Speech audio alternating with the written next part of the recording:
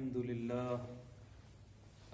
لله رب العالمين والعاقبة للمتقين والصلاة والسلام على سيد المرسلين محمد بن عبد الله الأمين وعلى من تبعهم بإحسان إلى يوم الدين وبعد فاعوذ بالله من الشيطان الرجيم بسم الله الرحمن الرحيم وما أصابكم من مصيبة فبما كسبت أيديكم ويعفو عن كثير آمنت بالله صدق الله مولانا العظيم وصدق رسوله النبي الكريم ونحن على ذلك لمن الشاهدين والشاكرين والحمد لله رب العالمين اللهم صل على سيدنا محمد وعلى آل سيدنا محمد وبارك وسلم۔ محترم بزرگوں اور دوستو، باری تعالیٰ کا فرمان ہے، تمہیں جو کوئی بھی مصیبت پہنچتی ہے، وہ مصیبت چھوٹی ہو یا بڑی ہو، وہ تمہارے اپنے ہاتھوں کی کمائی ہے، تمہارے ہاتھوں کے کرتوت ہیں، تمہارے اپنے اعمال کا نتیجہ ہے جو تمہیں کوئی بھی مصیبت لاحق ہوتی ہے، کوئی بھی تکلیف پہنچتی ہے۔ وَيَعْفُو عَنْ كَثِيرٍ، اور اللہ تعالیٰ تمہارے بہت سے گناہوں کو معاف کر دیتا ہے۔ اللہ تعالیٰ اگر پکڑ پر آئے، اللہ اگر انسانوں کو ان کے گناہ اور ان کے اعمال کے پاداش میں اگر اللہ پکڑنے پر آ جائے تو روئے زمین پر پھر کوئی جاندار نہ بچے۔ یہ تو اللہ کی رحمت ہے، اللہ کی شفقت ہے، محبت ہے اپنے بندوں کے ساتھ کہ اللہ تعالیٰ اپنے بندوں کو درگزر کرتے ہیں۔ بسا اوقات ایسا بھی ہوتا ہے کہ اللہ تعالیٰ اپنی قدرت کا اظہار فرماتے ہیں، اللہ تعالیٰ اپنے بندوں کی پکڑ کرتے ہیں۔ سورۃ الانعام آیت نمبر 144 میں اللہ تعالیٰ کا فرمان ہے، فَلَمَّا نَسُوا مَا ذُكِّرُوا بِهِ فَتَحْنَا عَلَيْهِمْ أَبْوَابَ كُلِّ شَيْءٍ حَتَّى إِذَا فَرِحُوا بِمَا أُوتُوا أَخَذْنَاهُمْ بَغْتَةً فَإِذَا هُمْ مُبْلِسُونَ، کہ لوگ جب اللہ تعالیٰ کی ہدایات کو فراموش کر دیتے ہیں، نبی کا دیا ہوا سبق بھلا دیتے ہیں، نبی کی دی ہوئی تعلیمات کو فراموش کر دیتے ہیں اور منمانی زندگی گزارنے لگ جاتے ہیں، زمانے کی چال کے مطابق زندگی گزارتے ہیں، اپنے خواہشات کے تابع ہو کر زندگی گزارتے ہیں، تو پھر اللہ تعالیٰ کا ایک نظام ہے، وہ نظام یہ ہے کہ فتحنا علیہم ابواب کل شیء، کہ اللہ تعالیٰ بندوں پر، انسانوں پر نعمتوں کی برسات کر دیتے ہیں، نعمتوں کی بارش ہو جاتی ہے، اللہ تعالیٰ خوب نعمتیں دیتے ہیں، مال و دولت کی ریل پیل ہو جاتی ہے، نعمتوں کی بہتات ہوتی ہے، دولت کی کثرت ہوتی ہے، پھر لوگ اور اللہ سے غافل ہوتے چلے جاتے ہیں، غافل ہوتے چلے جاتے ہیں، منمانی زندگی گزارنے لگ جاتے ہیں، یہاں تک کہ معاملہ یہ ہو جاتا ہے حَتَّى إِذَا فَرِحُوا بِمَا أُوتُوا أَخَذْنَاهُمْ بَغْتَةً، پھر اچانک اللہ تعالیٰ انسانوں کو، بندوں کو پکڑ لیتے، فَإِذَا هُمْ مُبْلِسُونَ، پھر وہ بیکار ہو جاتے ہیں، پھر وہ ناکام ہو جاتے ہیں۔ تو اللہ کی پکڑ، چھوٹی بھی پکڑ اللہ تعالیٰ کی ہو تو ہماری وسعت اور طاقت کے مقابلے میں اللہ کی پکڑ بہت بڑی پکڑ ہو جاتی۔ اللہ کا فرمان ہے ان بطش ربک لشدید، بے شک تمہارے رب کی پکڑ بڑی سخت ہے، بہت سخت پکڑ ہوتی ہے اللہ کی پکڑ جب ہوتی ہے۔ آج جو حالات ہیں، آج کے حالات میں دیکھ لیں، کیا مشرق اور کیا مغرب اور کیا شمال اور کیا جنوب، پچھلے سال 1.5 سال سے جو حالات ہے، یہ جو کووڈ-19 کے نام سے، کرونا وائرس کے نام سے جو وبا پوری دنیا میں، پورے عالم میں پھیلی ہوئی ہے، جو وائرس उक़ला हैरान हैं, अतिब्बा हैरान हैं, साइंसदां हैरान हैं। हर एक की अलग अलग तहकीक, कभी कोई तहकीक, कभी किसी तरह की रिसर्च कि आखिर ये है क्या। बड़े बड़े टॉप 10 के जो डॉक्टर्स हैं वो हैरान हैं, उनकी अक्लें हैरान हैं, अहले साइंस हैरान हैं कि आखिर है ये क्या। हर एक की एक अलग अलग थ्योरी है, अलग अलग तहकीक है। फिर उसके बाद अगर वो वबा से कोई मुतासिर हो जाए तो क्या करना चाहिए। उस वबा से मुतासिर होने वालों के लिए जो इलाज है और उसकी जो तजवीज़ है, सुनते सुनते कान पक जाते हैं। कोई कहता है ये कर लो तो बच जाओगे, कोई कहता है ये कर लो, कोई ये कहता है ये खा लो, कोई ये कहता है ये उबाल लो, कोई ये कहता है ये सूंघ लो, कोई कहता है ये कर लो। अक्लें हैरान है, आखिर है क्या चीज।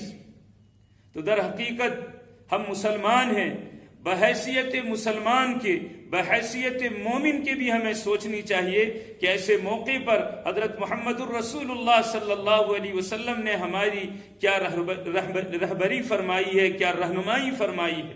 हदीस कुदसी है, नबी पाक सल्लल्लाहु अलैहि वसल्लम फरमाते हैं, अल्लाह ताला अपने बंदों से फरमाते हैं कि जब दुनिया में मालूमात बढ़ जाती है और आमाल घट जाता है। अल्लाह ताला फरमाते हैं कि जब बंदों में मालूमात बढ़ जाती है और अमल घट जाता है, अमल जब कोताह होने लगते हैं, बदअमालियाँ ज़्यादा होने लगती है, तो फिर अल्लाह ताला क्या करते हैं। अल्लाह का एक निज़ाम है। अल्लाह ताला फरमाते हैं, फिर मैं ऐसे करता हूँ कि लोगों पर ऐसे हालात लाता हूँ, लोगों को ऐसे हालात में मुब्तला कर देता हूँ कि लोगों के जो रहबर है, जो रहनुमा है, वो हैरान हो जाते हैं। उनकी अक्लें काम नहीं करती, वो परेशान हो जाते हैं, अक्लें दंग रह जाती है। आज पूरी दुनिया, क्या शुमाल और जुनूब और मशरिक और मगरिब, हर जगह के उक़ला, साइंसदां, अतिब्बा सब हैरान है कि हो क्या रहा है। आज तक न संभल सका, ये 1.5 साल हो गए और न किसी ने संभाल सका। लोगों की हैरत बढ़ रही है। अल्लाह ताला फरमाते हैं कि मैं तुम्हारे जो रहबर होंगे, रहनुमा होंगे, उनको मैं हैरत में डाल दूंगा। वो समझ ही नहीं सकेंगे कि है क्या चीज, और मैं ऐसा क्यों ना करूं। क्या मेरे बंदे मुझे धोखा देना चाहते हैं? क्या मेरे बंदे मुझ पर जरी हो गए हैं? क्या बंदों के दिलों से मेरा खौफ निकल गया है, मेरा डर निकल गया है? और जब ऐसे हालात होते हैं तो फिर मैं अपने बंदों को इस तरह की हैरत में मैं डाल देता हूं। आज से साल भर जो पहले के जो हालात थे और आज के जो हालात हैं, साल भर पहले की तहकीक में और आज की तहकीक में फर्क हो गए। शुरू में जब ये वायरस जाहिर हुई थी, शुरू का जब माहौल था, जब इस तरह सा कि अगर कोई मुतासिर हो जाता था, अगर कोई इस बीमारी में मुब्तला हो जाता था और इसी बीमारी से मुतासिर होकर अगर उसकी मौत वाक़ई हो जाती थी, तो डॉक्टरों की, साइंसदां की तहकीक अलग थी।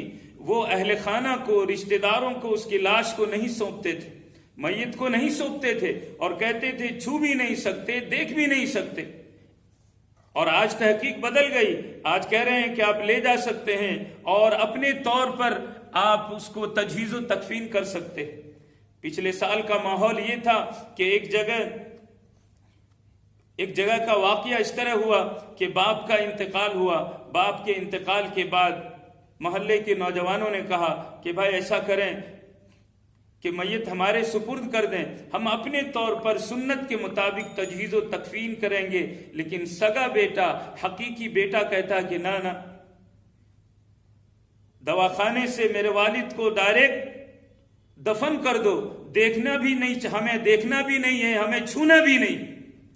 एक वक्त ऐसा है कि इंसान सारी दुनिया में जहां भी रहता हो, अगर उसकी माँ का इंतकाल हो जाता है, बाप का इंतकाल हो जाता है, तो सारी दुनिया से अपने माँ बाप को देखने के लिए आ जाता है कि रुको, अभी नमाज जनाजा मत पढ़ाओ, मुझे आने दो, मुझे दीदार करने लेने दो, मुझे देख लेने दो। और आज नौबत यह है कि घर में देखने के लिए तैयार नहीं, छूने के लिए तैयार नहीं। तो हम बहैसियत मोमिन सिर्फ ये मत समझे कि एक बीमारी है, ہمیں یہ بھی غور کرنا پڑے گا کہ اس وبائی بیماری کے متعلق حضرت محمد الرسول اللہ صلی اللہ علیہ وسلم نے کیا رہنمائی فرمائی ہے، اللہ کے رسول صلی اللہ علیہ وسلم کی کیا تعلیمات ہے۔ احتیاط اپنی جگہ، احتیاط ضرور کریں۔ اگر ہم 100 مرتبہ احتیاط کر رہے ہیں، 100 مرتبہ سائنس کے اعتبار سے سوچ رہے ہیں، 100 مرتبہ اگر ہم ویکسینیشن کے بارے میں سوچ رہے ہیں، 100 مرتبہ اگر ماسک کے بارے میں سوچ رہے ہیں، 100 مرتبہ اگر سوشل ڈسٹینسنگ کے بارے میں سوچ رہے ہیں، تو بحیثیت مومن یہ سوچئے کہ ہم مومن ہیں، اس کے متعلق قرآن کیا کہتا ہے، اس کے متعلق رسول اللہ صلی اللہ علیہ وسلم کا کیا فرمان ہے، اس کے متعلق نبی پاک صلی اللہ علیہ وسلم کی کیا تعلیمات۔ آج ایک انسان دوسرے انسان سے دوری اختیار کر رہا ہے، لیکن وہی انسان گناہ سے دور نہیں ہو رہا۔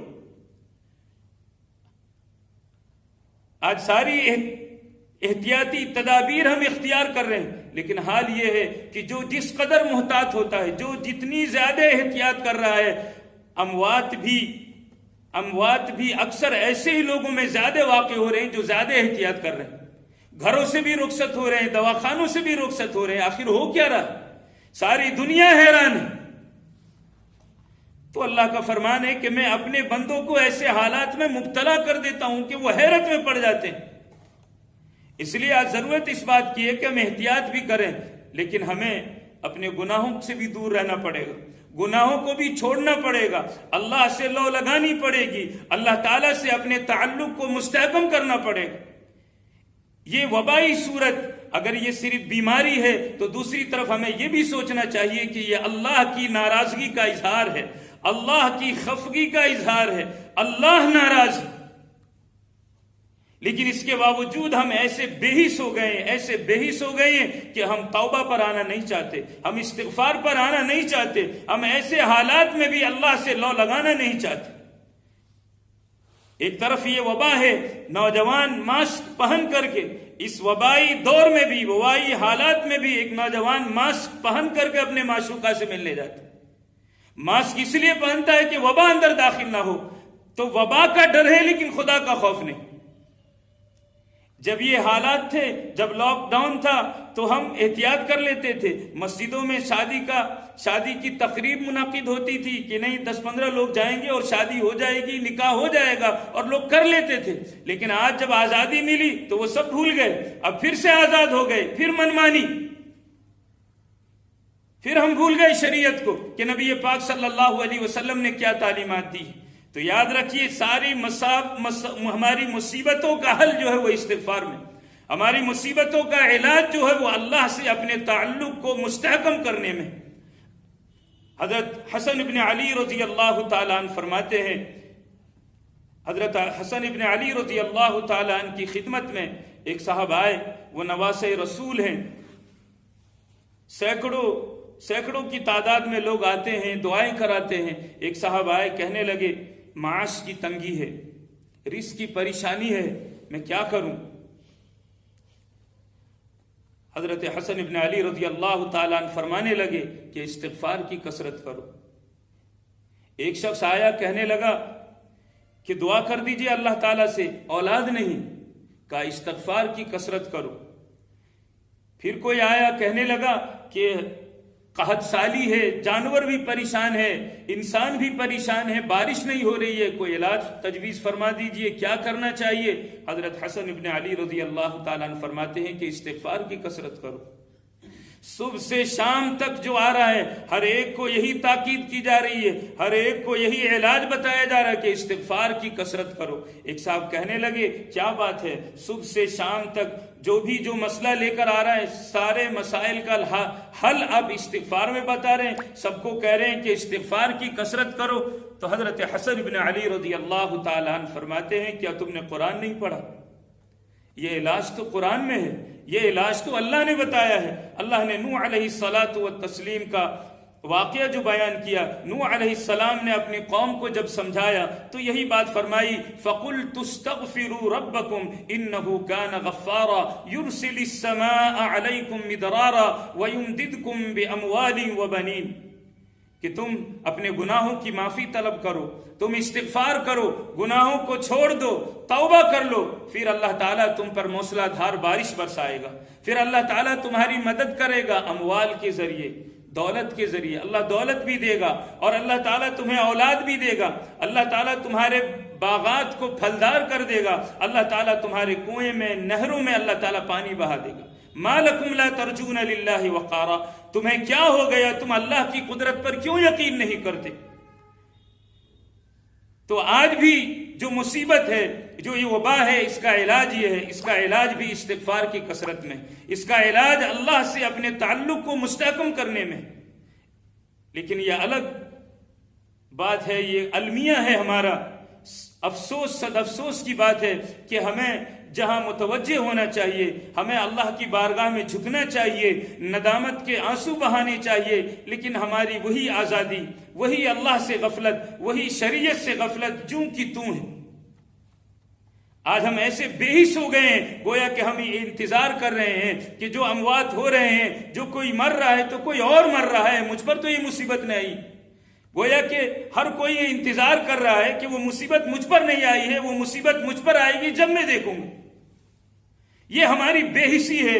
اگر اسی بے حسی پر موت واقع ہو گئی تو کیا اللہ کو منہ دکھائیں گے؟ کیا لے کر جائیں گے؟ کیا پائیں گے ہم؟ حضرت موسیٰ علیہ الصلاۃ والتسلیم کی قوم کا واقعہ ہے۔ حضرت موسیٰ علیہ السلام کو اللہ تعالیٰ نے حکم دیا کہ جاؤ اور قوم جبارین پر حملہ کرو، بس تم چلے جاؤ اور وہاں حملہ کرو، ہم نے تمہارے لیے کامیابی لکھ دی ہے، فتح لکھ دی ہے۔ حضرت موسیٰ علیہ الصلاۃ والتسلیم جب قوم جبارین کی طرف جاتے ہیں تو وہاں ایک شخص تھا جس کا نام ہے بلعم باعور۔ قرآن کریم میں اس کا ذکر آیا ہے، اللہ نے ذکر کیا ہے، اللہ نے انہیں اپنی آیات کا علم دیا تھا، اپنی قدرت کا علم دیا تھا اللہ تعالیٰ نے۔ وہ شخص بڑا برگزیدہ تھا، وہ شخص ولی اللہ تھا، وہ شخص مستجاب الدعوات تھا۔ مستجاب الدعوات کا مطلب یہ ہے کہ انسان دعا کے لیے ہاتھ اٹھائے اور ہاتھ جیسے اٹھائے فوراً اللہ تعالیٰ کی بارگاہ میں ہاتھ قبول ہو جائے، فوراً اللہ تعالیٰ کی بارگاہ میں وہ دعا قبول ہو جائے، ایسے شخص کو مستجاب الدعوات کہا جاتا ہے۔ وہ شخص برگزیدہ تھا، مستجاب الدعوات تھا۔ قوم جبارین کے لوگوں کو جب پتہ چلا کہ موسیٰ علیہ الصلاۃ والتسلیم آ رہے ہیں حملہ کرنے کے لیے، تو قوم جبارین کے لوگ بلعم باعور کے پاس گئے اور کہا کہ دیکھو موسیٰ علیہ السلام آ رہے ہیں، آپ دعا کر دیجئے، آپ مستجاب الدعوات ہیں، آپ دعا کر دیں گے تو اللہ تعالیٰ انہیں ہلاک کر دیں گے۔ تو بلعم باعور نے کہا کہ نہیں، میں کچھ بھی ہوں، میں ایک ولی ہوں، میں ایک ولی ہوں، لیکن موسیٰ علیہ الصلاۃ والتسلیم وقت کے پیغمبر ہیں، اللہ کے نبی ہیں۔ جو مقام موسیٰ علیہ السلام کا ہے وہ مقام میں تو بہت ہی کم تر مقام رکھتا ہوں حضرت موسیٰ علیہ السلام کے مقابلے میں دعا نہیں کر سکتا۔ بہرکیف لوگوں نے خوب اصرار کیا تو بالآخر وہ تیار ہو گیا دعا کرنے کے لیے، بد دعا کے لیے، موسیٰ علیہ الصلاۃ والتسلیم کے لیے، موسیٰ علیہ السلام کی قوم کے لیے بد دعا کرنے کے لیے وہ تیار ہو گئے۔ جب اس نے ہاتھ اٹھائی موسیٰ علیہ السلام کے خلاف دعا کرنے کے لیے، قوم انتظار میں ہے کہ چلو اب ہاتھ اٹھ گئے ہیں دعا کے لیے، موسیٰ علیہ السلام کی بد دعا کے لیے، لیکن جیسے ہی ہاتھ اٹھایا بد دعا کرنے کے لیے تو وہ اپنی قوم کے خلاف بد دعا کرنے لگا، اپنی قوم کو بد دعائیں دینے لگا۔ قوم چلانے لگی، کہنے لگی یہ کیا کر رہے ہو؟ ہم نے تو تمہیں تیار کیا تھا کہ موسیٰ علیہ السلام کے خلاف بد دعا کرو اور تم ہمیں بد دعا دے رہے ہو۔ کہا جب ہم نے ہاتھ اٹھایا تو اب میری زبان پر کنٹرول کسی اور کا ہو گیا، میں نے موسیٰ علیہ السلام کے خلاف ہاتھ اٹھایا تھا لیکن اب کنٹرول میرا نہیں رہا۔ اب میں تو یہ چاہ رہا تھا کہ موسیٰ علیہ السلام کے خلاف بد دعا دوں، ان کو بد دعا دوں، لیکن بد دعا تمہیں بد دعا دے رہا ہوں، وہ رہا ہے جو میں چاہ نہیں رہا ہوں۔ بہرکیف اب چونکہ وہ موسیٰ علیہ السلام کے خلاف ہو گیا تھا، اللہ تعالیٰ نے اسے برباد کر دیا، دنیا بھی گئی اور دین بھی گیا۔ جب اس نے سمجھ لیا کہ میں نے وقت کے پیغمبر کے خلاف بد دعا کی ہے تو وہ سمجھ گیا کہ اب تو میری ہلاکت میں کوئی شک نہیں، اب میں ہلاک ہو جاؤں گا۔ اس نے کہا کہ دیکھو اب میں تمہیں ایک تدبیر بتاتا ہوں، تم ایسا کرو کہ موسیٰ علیہ السلام کی قوم یہ جو آ رہی تمہارے خلاف لڑنے کے لیے، جنگ کرنے کے لیے، تم ایسا کرو، تم اپنی قوم کی جوان لڑکیوں کو ان کی طرف بھیج دو، وہ اپنے ناز سے، اپنی اداؤں سے ان کو اپنے قریب کرنے کی کوشش کرے۔ بہرکیف انہوں نے اپنی جوان لڑکیوں کو ان کی طرف بھیج دیے۔ موسیٰ علیہ الصلاۃ والتسلیم کی قوم میں سے صرف ایک شخص جو ہے اس نے زنا کیا، اللہ تعالیٰ نے فتح کے وعدے کو موقوف کر دیا، فتح و نصرت کے وعدے کو اللہ تعالیٰ نے موقوف کر دیا۔ صرف ایک شخص نے زنا کیا اور اللہ تعالیٰ نے بنو اسرائیل کے 70,000 لوگوں کو طاعون کی بیماری میں مبتلا کر دیا۔ 70,000 بنو اسرائیل طاعون کی بیماری میں مر گئے۔ غور کیجئے، وقت کا پیغمبر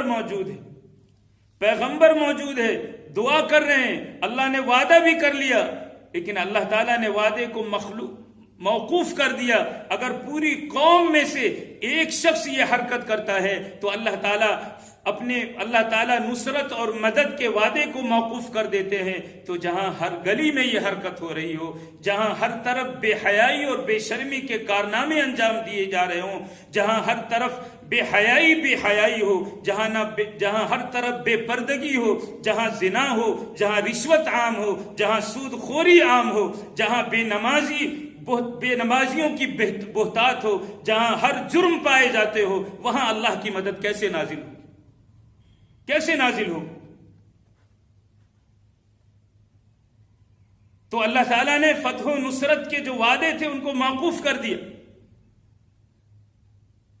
پھر حضرت موسیٰ علیہ الصلاۃ والتسلیم نے بنو اسرائیل کو اپنی قوم کو لے کر من حیث الامہ ایک جگہ پوری قوم کو لے کر جمع ہوئے حضرت موسیٰ علیہ السلام، اور پوری قوم بیک وقت مجموعی طور پر توبہ و استغفار کی۔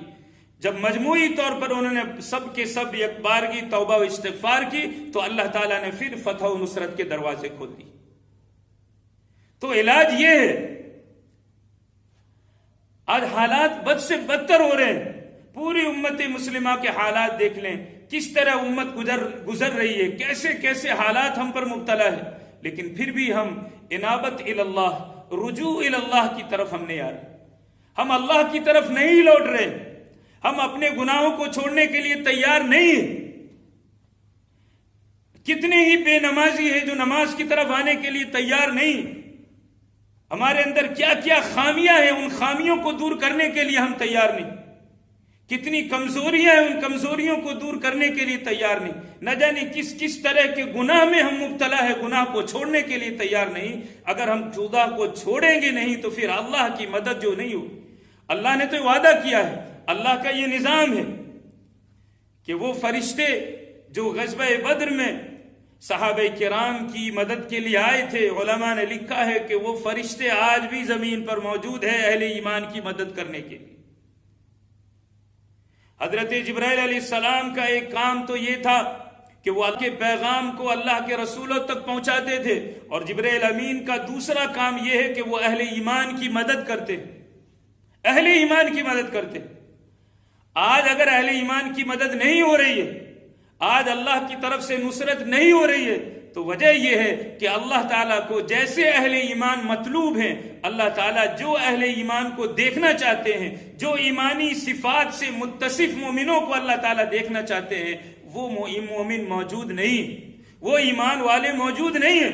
ورنہ اللہ نے تو کہا ہے وَكَانَ وَعْدًا حَقًّا وَكَانَ حَقًّا عَلَيْنَا نَصْرُ الْمُؤْمِنِينَ، کہ مومنین کی مدد ہم نے اپنے اوپر لازم کر لیا ہے، ضروری کر لیا۔ ان اللہ لا یخلف المیعاد، اللہ تعالیٰ وعدہ خلافی نہیں کرتے۔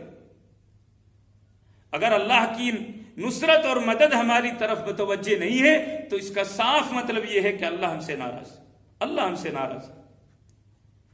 اس لیے اللہ کا فرمان وَمَا أَصَابَكُم مِّن مُّصِيبَةٍ فَبِمَا كَسَبَتْ أَيْدِيكُمْ وَيَعْفُو عَن كَثِيرٍ، کہ تمہیں جو کوئی بھی مصیبت پہنچتی ہے، وہ مصیبت چھوٹی ہو یا بڑی ہو، وہ تمہارے اپنے اعمال کا نتیجہ ہے، وہ تمہارے اپنے ہاتھوں کے کرتوت کا ثمرہ ہے، نتیجہ ہے۔ وَيَعْفُو عَن كَثِيرٍ، تمہارے بہت سے گناہوں کو اللہ تو معاف کر دیتا ہے، اللہ معاف کر دیتا ہے، پکڑ نہیں کرتا، لیکن جب اللہ کی پکڑ آتی ہے تو وہ پکڑ کیا مشرق میں کیا مغرب میں پورے عالم میں پھیل جاتی ہے۔ آج پوری دنیا میں یہ وبا، اس وبا سے لوگ متاثر ہیں، عقلاء حیران ہیں، سائنسداں حیران ہیں، ایک کے بعد ایک تحقیق آ رہی ہے، کبھی یہ تحقیق کبھی یہ تحقیق، سمجھ میں نہیں آ رہا ہے کیا کریں۔ تو اگر ہم مومن ہیں تو بحیثیت مومن ہمیں سوچنا چاہیے کہ اس وبائی دور میں وبائی مرض کے متعلق اللہ کا کیا فرمان ہے، اللہ کے رسول حضرت محمد الرسول اللہ صلی اللہ علیہ وسلم کی کیا تعلیمات ہے۔ سخت آندھی چلتی تھی، ہوائیں چلتی تھی، نبی پاک صلی اللہ علیہ وسلم دوڑے ہوئے آتے تھے، مسجد کا رخ کرتے تھے، مسجد میں آ کر اللہ کے سامنے سجدہ ریز ہو جاتے تھے، ندامت کے آنسو بہاتے تھے۔ اور آج اگر طوفان آتا ہے، آندھی آتی ہے تو ہم ویڈیوگرافی کرنے لگتے ہیں، ہم وہ منظر دیکھنے لگ جاتے ہیں، گویا کہ ہم خود اور اللہ کے غضب کو اپنی طرف دعوت دینے والے بن جاتے ہیں۔ اس لیے آج کے دور میں علاج صرف اور صرف یہ ہے کہ ہم اللہ کی طرف رجوع ہو جائیں، استغفار کی کثرت کریں، اپنے معاملات کو درست کر لیں، اپنے اوقات کا صحیح استعمال کریں، اپنے اموال کا صحیح استعمال کریں، اپنی صلاحیتوں کا صحیح استعمال کریں، اپنی لو جو ہے وہ اللہ سے لگا لیں۔ اللہ مجھے بھی اور آپ تمام کو سننے سے زیادہ عمل کی توفیق دے۔ وما توفیقی الا باللہ العلی العظیم۔